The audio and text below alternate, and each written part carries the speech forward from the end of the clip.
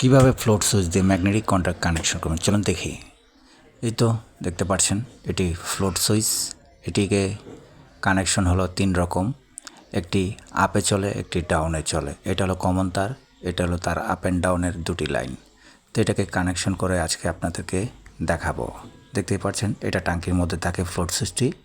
তো এখন পরবর্তীতে এটা হলো আমার কানেকশন টেস্ট করার জন্য নিয়েছি, যে আপনাদেরকে কানেকশনের সময় দেখানো হবে। এটি হলো ম্যাগনেটিক কন্ট্যাক্ট, এটির উপরের ইনপুট লাইন, এটি আউটপুট লাইন, আর এটি হলো কয়েলের লাইন ম্যাগনেটিক কন্ট্যাক্টের।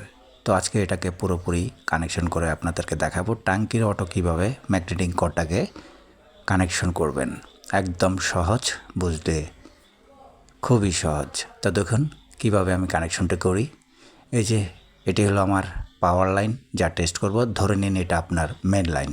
তো মেন লাইনের প্রথমত লাইনটি দেওয়া হবে ফেজ কানেকশন, একটি শর্ট টুকরার তার নিয়ে। ঠিক এখানে 4টি পয়েন্ট আছে, আপনার বুঝ মতো ইনপুটে যেখানে আপনার সুবিধা হয়।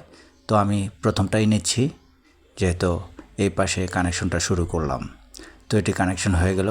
তারপরে অপর প্রান্তের যেই কানেকশনের ফেজ কানেকশনটা, সেটি কন্ট্যাক্টের লাইনে লাগিয়ে দেবেন ফেজ। তাহলে এক প্রান্তে আমার কন্ট্যাক্টের সুইচিংয়ের কাজটি ফেজটি পেয়ে গেল।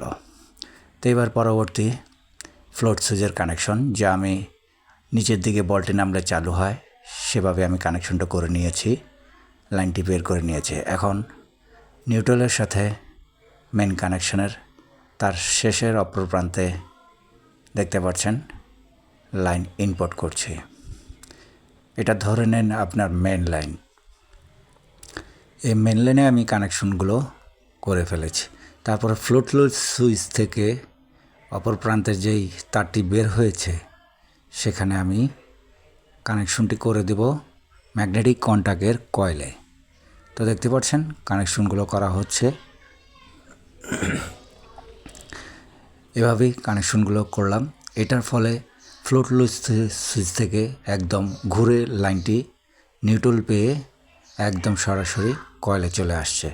তাহলে উপরে ফেজটি আমাকে দেওয়া হয়ে গেল কয়েলে, আর ফ্লোট সুইচের মাধ্যমে হয়ে গেল নিউট্রালে।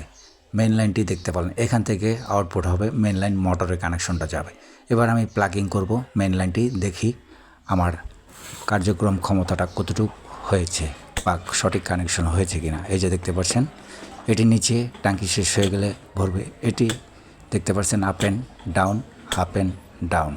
তো দেখতে পারলেন বন্ধুরা কাজটি কীভাবে করা হয়েছে। যদি ভিডিওটি ভালো লেগে থাকে অন্ততপক্ষে লাইক কমেন্ট শেয়ার দিয়ে পাশে থাকবেন।